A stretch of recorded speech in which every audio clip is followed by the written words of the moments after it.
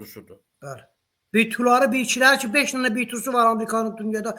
Amerikadan sonra heç ölkədə yoxdur. Onları gətirib bir sınıra. Onların biri bir şəhəri dağıda bilir. Bəli. Bəli. Bunlara rağmen siz dediyiniz kimi bunlara rağmen təhdid Amerika tərəfdən, İsrail tərəfdən, Ərəb ölkələri tərəfindən İran onları örtürüb, hatta oraya bir dənə hərbiçi aparmayıb, gətirib Kuzey Azərbaycanda sınırlarında Səsiz qırıldı, səsiz kəsildi. təlimat keçirdi. Yəni bu nə anlama gəlir? Bunu necə açıqlamaq olar? Əslən bəli, bir ləhsə problem yarandı biləmizdə, həll olundu. Öyle onu mən sizin sözün ardında deyirdim. Bilmem nə qədərini deyə bildim. Bu B-2'ları ki gətirdi Amerika, hər biri özü bir ölkəmiz var dağıtsın. Bunlara rağmen demək olar Amerika bütün gücü ilə İran'ın orada sınırlarındadır. İran onlara göz yumup gəlib bu yanda bu Kuzey Azərbaycan sınırlarında. Abi, bilirsiniz, mən fikrim yarımçıq qaldı. Bunun əsas səbəblərindən biri odur ki, İranın daxilində o türkləri, xüsusilə Azərbaycan türklərini, Güney Azərbaycanlı soydaşlarımızı biraz qorxutmaqla, biraz qızışdırmaqla, biraz təhrik eləməklə Azərbaycana qarşı qaldırmağa can atır. Bunun da əsas səbəblərindən biri odur ki, güya İsrail İranı vurmaq istəsə Azərbaycandan istifadə edəcək. Halbuki İsrailin artıq İranı vurmaq üçün Azərbaycana heç bir ehtiyacı yoxdur. Çünki Suriya artıq İsrailin əlindədir. Suriya ərazisindən təyyarələrin uçmasına, nə bilim, raketlərin getməsinə hər hansı qadağa qoyacaq bir dövlət qurumu, hökumət, nə bilim, bir sistem, ordu yoxdur. Üstə gələk, digər tərəfdən də İsraildən qabaq Amerikanın güclü təyyarə daşıyan gəmiləri. İran sadəcə olaraq bir görüntü yaratmağa çalışır. Həm daxildə bir Azərbaycan türklərinə dediyim kimi, türklərə biraz qorxutmaq, biraz çaşdırmaq, biraz yayındırmaq üçün, həm deyək ki, öz panfarsizmi dəstəkləyən digər qüvvələri biraz ilhamlandırmaq üçün, axı bu Amerika qüvvələrinə qarşı o güclə ortaya çıxa bilməz. Amerikanın dediyim kimi bir təyyarə daşıyan gəmisi bir İran ordusudur. Yəni bu, bilirsiniz, bizdə çox yanlış bir müzakirə gedir. Amerika İranı vuracaq, vurmayacaq, vuracaq nə olacaq, vurmayacaq nə olacaq. Bizim bugün müzakirəmiz bu olmamalıdır.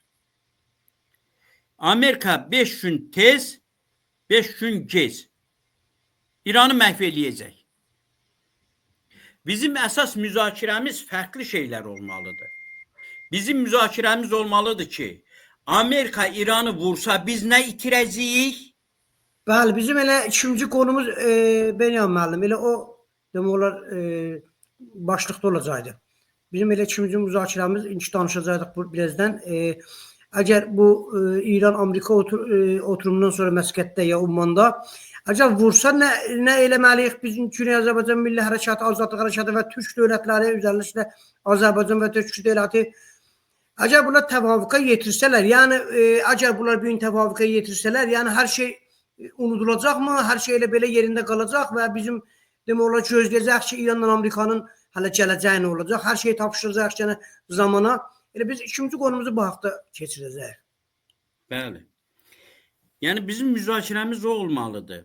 İran vursa, Amerika İranı vursa biz nə itirəcəyik, nə qazanacağıq? Vurmasa nə itirəcəyik, nə qazanacağıq? Vursa hansı mövqedə olmalıyıq? İtirəcəyimizlə qazanacağımızı müzakirə eləyərək, müqayisə eləyərək, təhlil eləyərək hansı mövqelərdə olmalıyıq, hansı fəaliyyəti göstərməliyik? Vurmasa, biraz yubatsa biz hansı bizim müzakirələrimiz bu olmalıdır. Yenə deyirəm, 5 gün tez, 5 gün gec mütləq İranı məhv eləyəcəklər. Çünki İran Amerikanın demək 20 il bundan öncə 20 ildən çoxdur. 20 il bundan 2000-ci illərin başlanğıcından başlayaraq fəaliyyətə keçirdiyi Böyük Orta Doğu proyektinin, projesinin, BOP-un bir tərkib hissəsidir. BOP-un tərkib hissəsi kimi həm İsrailin təhlükəsizliyi var, həm də burada yeni bir Ermənistan yaratmaq, Kürdistan yaratmaqdır. Necə ki Ermənistanı yaratdılar, Azərbaycanı, Türk aləmini böldülər. Yeni bir Kürdistan yaradıb həm Türk aləmini, həm İslam aləmini bölmək. Bu Amerikanın planıdır. Bu plan da işləyir. Çox saat dəqiqliyi ilə işləyir.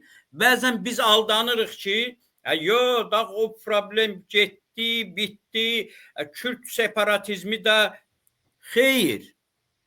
Baxın, Suriyada aldadıcı bir addım atıldı. Suriya Demokratik Qüvvələr adı altında toplaşmış Kürt silahlı dəstələri, Kürt terror dəstələri güya Suriya dövləti ilə müqavilə bağladı, dövlətin tərkibinə keçdi. Belə bir aldadıcı bir plan getdi. Burada iki məsələ var. Suriya dövlətinin elə gücü yoxdur ki, Suriya Demokratik Qüvvələrinə güc gəlsin, onu dağıtsın, ondan müharibə aparsın.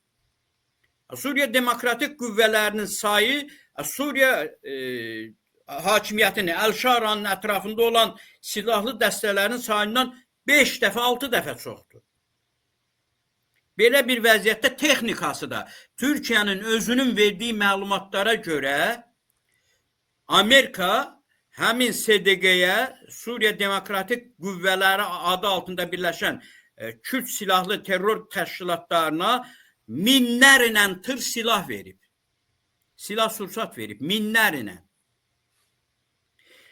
Belə bir gücü Suriyanın məhv eləmə imkanı yoxdur.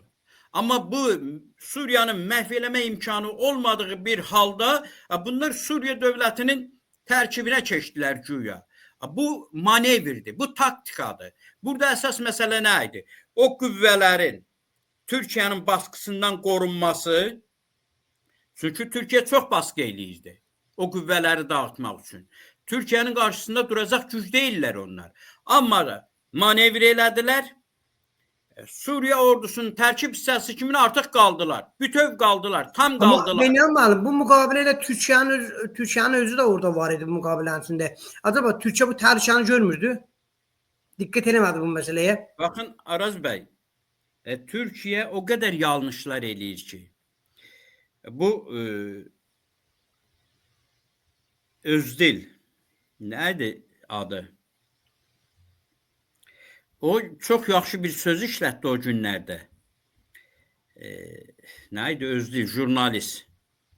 Deyir ki, Türkiyə hakimiyyəti bütün məsələlərə Türkiyə dövlətinin maraqları baxımından baxsaydı, yanaşsaydı və fəaliyyət göstərsəydi, Türkiyə indi Norveç olmuşdu. Bilirsən, Türkiyədə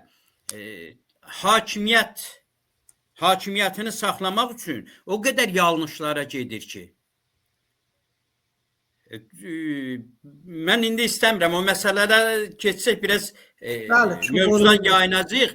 Mənim əsas deməyim odur ki, yəni İranın məhv edilməsi Böyük Orta Doğu proyektinin tərkib hissəsidir. Orada da Kürdistanın yaranması üçün İraqı dağıtdılar, Suriyanı dağıtdılar. Növbə İranındır ki 4 parçadır. İrandan sonra növbə gələcək Türkiyə. Mənim də hər dəfə çıxışımda bunu deməkdən məqsədim odur ki, Türkiyə siyasətçiləri bilsin ki, bizə dəyməzlər, biz güclüyük, bu yerimir. Daxildə müəyyən çaxnaşmalar yaradacaqlar, iqtisadi böhran yaradacaqlar, müxtəlif adlarla sanksiyalar tətbiq edəcəklər və səni zəiflədəcəklər. İranı necə zəiflətdilər? Libiyanı necə zəiflətdilər? İraqı necə zəiflətdilər? Buna görə də İranın məhvi qaçılmazdır. 5 gün tez, 5 gün gec. Amerika bir elə xərci çəkib o qüvvələri həmi Kəngər körfəzində, həmi ərəb dövlətlərində, həmi deyək ki, İsraildə, bu biri Aralıq dənizində burada yerləşdirirsə,